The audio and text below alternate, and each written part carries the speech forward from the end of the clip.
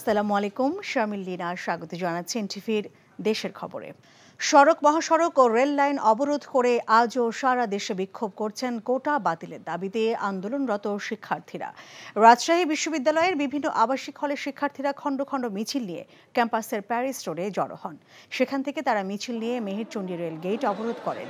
এতে ঢাকা থেকে ছেড়ে যাওয়া রাজশাহীগামী আন্তনগর ধূমকেতু ট্রেন হরিয়ান স্টেশনে এবং খুলনা থেকে ছেড়ে যাওয়া রাজশাহীগামী কপোতাক্ষ ট্রেন শারদা স্টেশনে আটকা পড়ে। দুপুর 12টার দিকে রংপুর বেগম রোকেয়া বিশ্ববিদ্যালয়ের শিক্ষার্থীরা বিক্ষোভ মিছিল বের করেন। মিছিলকারীরা রংপুর ঢাকা মহাসড়কের মডার্ন মোড়ে গিয়ে সড়ক অবরোধ ও সমাবেশ করে। এর ফলে ঢাকা, বগুড়া, দিনাজপুর, কুড়িগ্রাম, লালমনিরহাট রুটে দূরপাল্লার বাসসহ শত শত যানবাহন আটকা পড়ে। ঢাকা বরিশাল মহাসড়ক অবরোধ করে কোটা বাতিলের দাবিতে বিক্ষোভ করেছে বরিশাল বিশ্ববিদ্যালয়ের শিক্ষার্থীরা। এতে মহাসড়কে অন্তত 5 কিলোমিটার এলাকা জুড়ে তীব্র যানজটের সৃষ্টি হয়। এছাড়াও বিক্ষোভ সমাবেশ করেছে যশোর, ময়মনসিংহ, কুমিল্লা, দেশের বিভিন্ন বিশ্ববিদ্যালয়ের শিক্ষার্থীরা।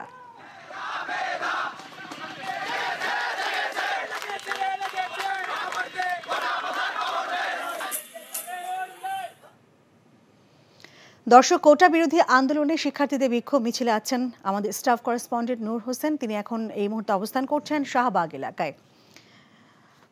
নূর, বাংলা ব্লকেট কর্মসূচি সম্পর্কে আপনার কাছ থেকে জানতে চাই। আপনি যেহেতু রাজধানী শাহবাগ এলাকায় আছেন, যানজটের পরিস্থিতি কেমন এই আন্দোলনের ফলে? সার্বিক পরিস্থিতি সম্পর্কে আপনার কাছে জানতে চাই।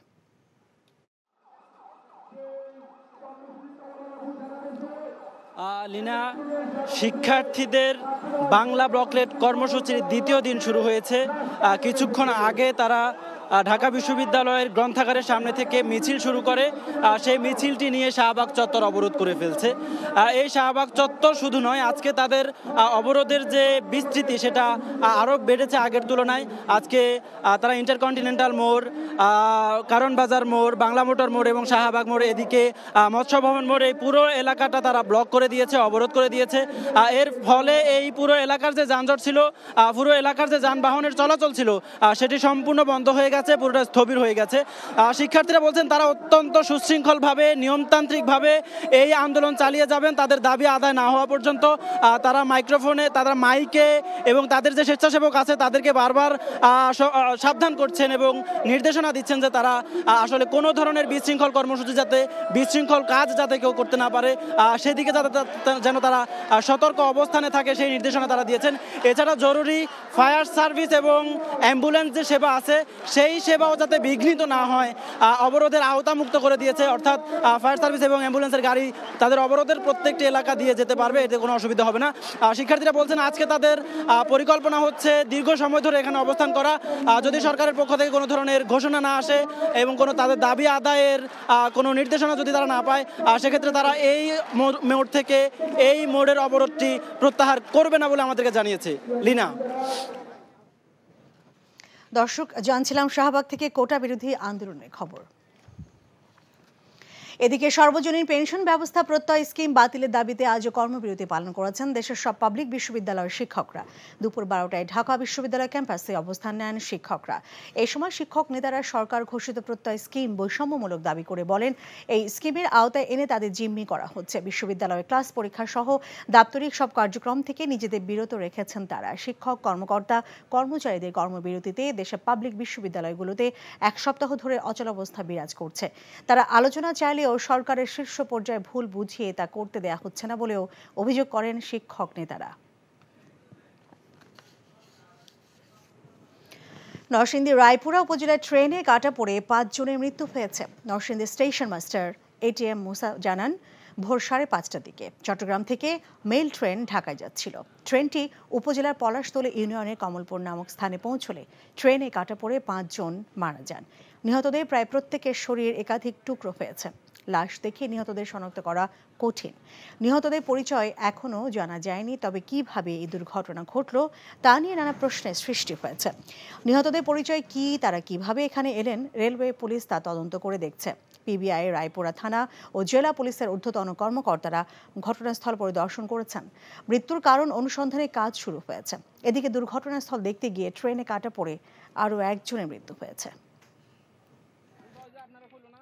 প্রাথমিকভাবে ধারণা করতেছি যে ট্রেনে কাটা পড়ে তারা মারা গেছে। তাদের লাশের পরিচয় এখনও শনাক্ত করা যায়নি, আমরা চেষ্টা করতেছি। আপনারা দেখেছেন Narsingdi PBI team crime scene management করেছে এবং তারা ফিঙ্গারপ্রিন্ট নিচ্ছে।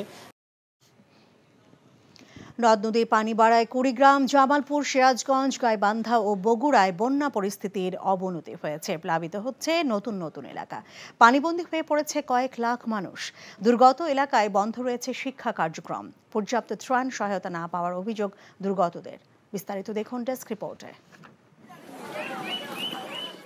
কুড়িগ্রামে ব্রহ্মপুত্র, ধরলা ও দুধকুমার সহ নদ নদীর পানি বিপদসীমার উপর দিয়ে বইছে। এতে জেলার 43টি ইউনিয়নে প্রায় 2 শতাধিক গ্রাম প্লাবিত হয়েছে।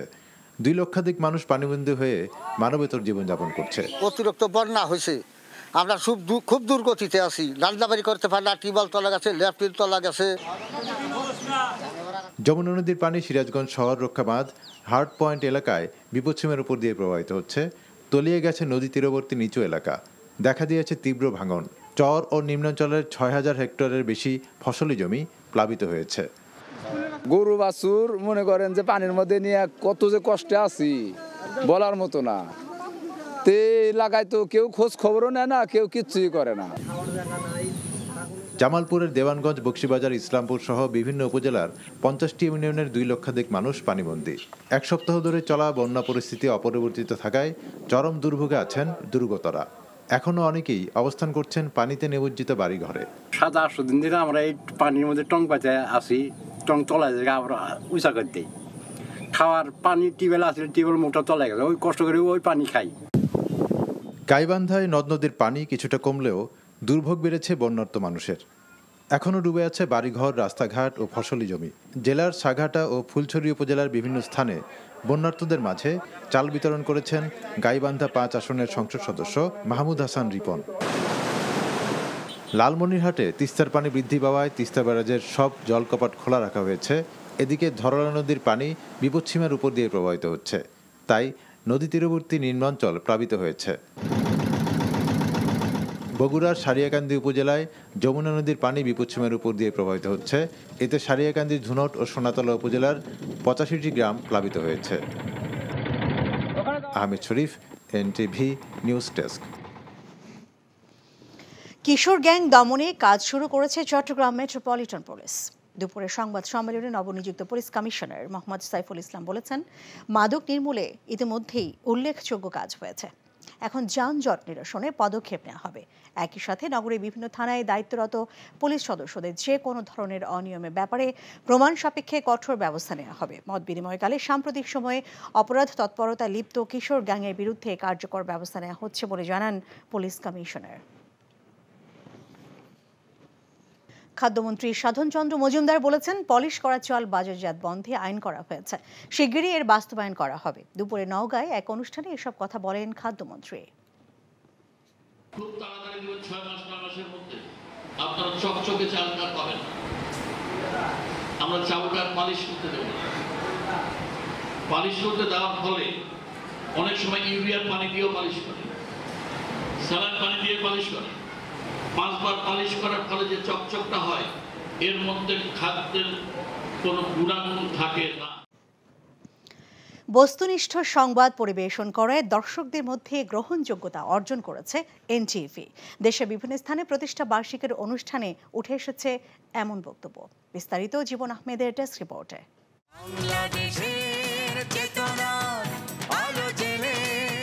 রংপুর চেম্বার মিলনায়তনে এনটিভির 22 বছর পদার্পণ অনুষ্ঠানে মুক্তিযোদ্ধা, রাজনীতিবিদ, প্রশাসনের ঊর্ধ্বতন কর্মকর্তা, সাংবাদিক, কবি, সাহিত্যিক, শিল্পীসহ নানা শ্রেণী পেশার মানুষ এসেছিলেন। বক্তারা বলেন, সময়ের কঠিন পরীক্ষায় পেশাদারিত্বের আপসীন গতিতে এনটিভি এগিয়ে চলছে। পরে সাংস্কৃতিক অনুষ্ঠানে মেতেছিলেন সবাই।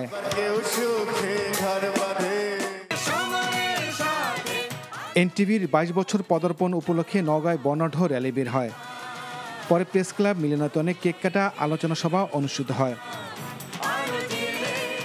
যশোর প্রেস ক্লাব অডিটোরিয়ামে প্রতিষ্ঠাবার্ষিকীর আলোচনায় নানা শ্রেণী পেশার মানুষ উপস্থিত ছিলেন। বক্তারা এনটিভির সাফল্য কামনা করেন, আশ্বাস দেন পাশে থাকার। মেহেরপুরে মাদ্রাসার এতিম শিশুদের সাথে নিয়ে এনটিভির প্রতিষ্ঠাবার্ষিক উদযাপন করা হয়। পরে দেশ ও জনগণের কল্যাণ কামনা করে দোয়া করা হয়। লালমনিরহাটে এনটিভির 22 বছর পদার্পণ অনুষ্ঠানে বক্তারা বস্তুনিষ্ঠ সংবাদ প্রকাশ করায় এনটিভির ভূয়সী প্রশংসা করেন। ঝালকাঠি প্রেস ক্লাবে এনটিভির প্রতিষ্ঠাবার্ষিক অনুষ্ঠানে স্থানীয় প্রশাসন, রাজনীতিবিদ সহ বিভিন্ন শ্রেণী পেশার মানুষ উপস্থিত ছিলেন। দোয়া মাহফিল, বৃক্ষরোপণ ও এতিম শিশুদের নিয়ে কেক কেটে শরীয়তপুরে এনটিভির প্রতিষ্ঠাবার্ষিক পালন করা হয়। এনটিভির প্রতিষ্ঠাবার্ষিক উপলক্ষে মাদারীপুরে এতিম শিশুদের নিয়ে কেক কাটা হয়। পরে একটি আনন্দ র্যালি বের হয়। পিরোজপুরে কেক কাটা, আলোচনা সভার মধ্যে দিয়ে পালিত হয়েছে এনটিভির 22 বছর পদার্পণের অনুষ্ঠান। মানিকগঞ্জে প্রতিষ্ঠাবার্ষিকীর আলোচনায় বক্তারা বলেন, এনটিভি বস্তুনিষ্ঠ সংবাদ পরিবেশন করায় জনগণের আস্থা অর্জন করেছে, তাই সেই ধারাবাহিকতা বজায় রাখার আহ্বান জানান। জীবন আহমেদ, এনটিভি নিউজ ডেস্ক। নাটোরে ঘূর্ণিঝড় রিমালে ক্ষতিগ্রস্ত 250 কৃষকের মাঝে বিনামূল্যে সার বীজ বিতরণ করা হয়েছে। কৃষি সম্প্রসারণ অধিদপ্তরের উদ্যোগে সদর উপজেলা পরিষদ প্রাঙ্গণে আনুষ্ঠানিকভাবে 250 জন কৃষকের প্রত্যেককে 5 কেজি করে রোপা আমন ধানের বীজ ও 20 কেজি করে সার বিতরণ করা হয়। অনুষ্ঠানে নাটোরের 2 আসনের সংসদ সদস্য শফিকুল ইসলাম শিমুল সহ উপজেলা নির্বাহী কর্মকর্তা ও কৃষি কর্মকর্তারা উপস্থিত ছিলেন। এই ছিল দেশের খবরে। এই খবরে ভিডিও সহ আপডেট জানতে ভিজিট করুন এনটিভি অনলাইন www.ntvbd.com। এছাড়াও এনটিভি জনপ্রিয় সব অনুষ্ঠান ও খবরের আপডেট জানতে ভিজিট করুন আমাদের ইউটিউব ও ভেরিফাইড ফেসবুক পেজ 6টা ইভিনিং নিউজ। দেখার আমন্ত্রণ রইল। এতক্ষণ সঙ্গে থাকার জন্য ধন্যবাদ সবাইকে।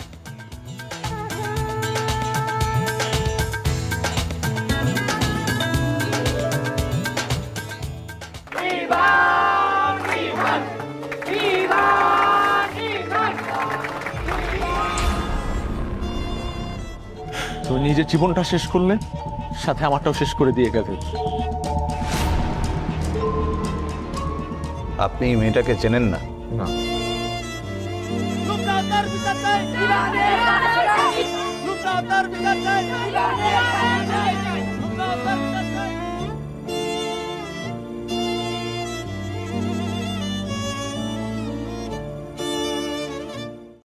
এখন জন্ম সনদ দিয়ে খোলো বিকাশ স্টুডেন্ট অ্যাকাউন্ট। নিজের বিকাশ নিজে কর।